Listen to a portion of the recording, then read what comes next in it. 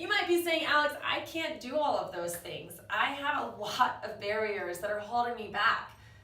Well, I completely understand because I too had barriers at one point and I learned how to overcome them. I believed at one point I was fundamentally flawed. Being an immigrant into the United States and having to get my citizenship and then having most of my family in another country was very challenging for me. I didn't even know who I was because all my heritage was in a different country. Thank God for my amazing mom because she helped lead me through that. But not everybody has an amazing mom or amazing dad or an amazing group of friends to help guide them. But I want you to know that you are not fundamentally flawed. You can actually read your way and learn your way into who you want to be. All it takes is taking a little bit of time to do so. Maybe you're afraid of leaving people behind. I was a high school dropout. I didn't hang out with the best of friends. I had a lot of really great friends, but were they where I wanted to be? Probably not. But I made a choice then to go to college after getting my GED and keep going. And I've come a long way in the past 10 years. I had to leave a lot of people behind, and that was okay. They understand. So when someone reaches out to you that you know may not be good for you, you're making some lifestyle changes, or you're making some career changes that they're not going to be supportive of because they haven't been taught how to change their mindset yet, don't worry about it. They're going to understand, and either they're going to be inspired by what you're doing or they're going to keep living their lives. Here's the thing, guys, in 100 years, the entire globe is going to be filled with different people. So don't worry so much about what others think of you. Maybe you're afraid of your light shining too bright.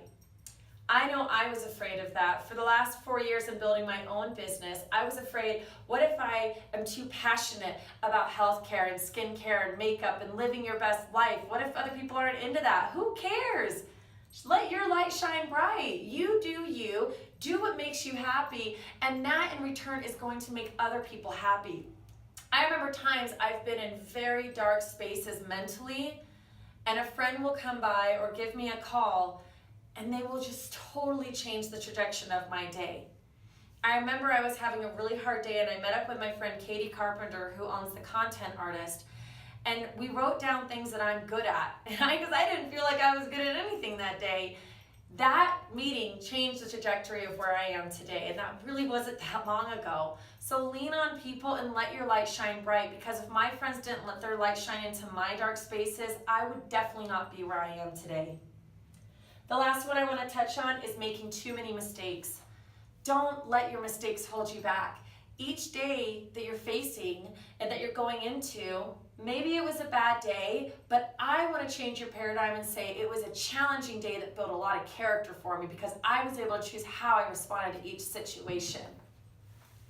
A story I'll take you back to not that long ago, in March of 2018, which is where we are. We're in 2018 now, so I don't know when you're watching this video. Maybe you're in like the future on an airship in space in 2025 or something, I don't know. But today we're in 2018, and just a few months ago, I was at work and I received a phone call from my mom. And she said, Alex, when are you gonna be home? I need to have a conversation with you. I said, Mom, just tell me what's going on. Is it my brother, my sisters? Like, is it Dad? What's going on? And she said, no, it's serious. I want to talk to you in person. I said, okay, fine. So I went about my work day, and I went and picked up my son, and we got home, and 5 o'clock rolled around. I went and answered the door, and I could tell that my mother had been crying all day. She came into my living room, and she said, Alex, you need to sit down. I said, all right. She said, I have some bad news to tell you. Your father, your grandfather, he passed away last night. And I said, no, he didn't. She said, yes, he did. And I said, but Mom, I've been saving for 8 years to go back to England with my son, and I just bought the tickets 2 weeks ago. She said, I know. And at that moment, I decided that I wasn't going to make any more decisions that weren't in my best interest and for those around me. And that's how I ended up here in this room talking to you to tell you that you can write your own story, and just please don't wait until it's too late. Working in healthcare, working alongside seniors, and in hospice and in home health, I realized that there were so many people with the look of regret in their eyes. And that, to me, was worse than the regret of making a few mistakes. There's little mistakes throughout the day, and then there's big mistakes throughout your life.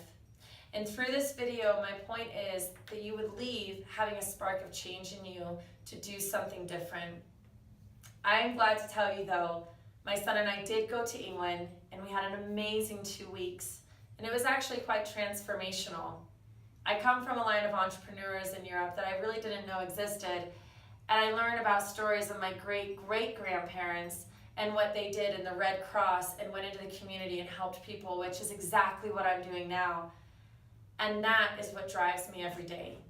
So write your own story and maybe read a little bit into your ancestry about who you were, and then use those spirits to guide you to where you want to be. When I was in England, a lot of my family gave me a lot of compliments, said, "You're looking so good, you've done so many great things, we see you on Facebook and Instagram, you're doing awesome."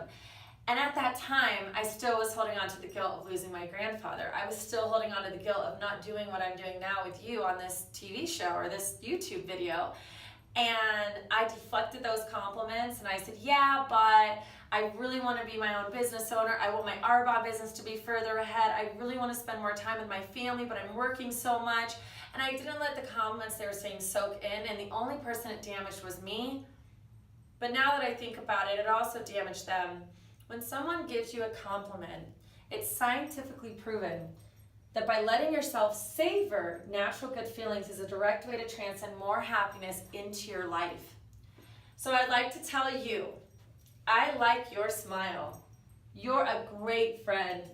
You inspire me, and your eyes sparkle and they light up when you're talking about things and people that you love. I love your sense of humor, even if it's drier or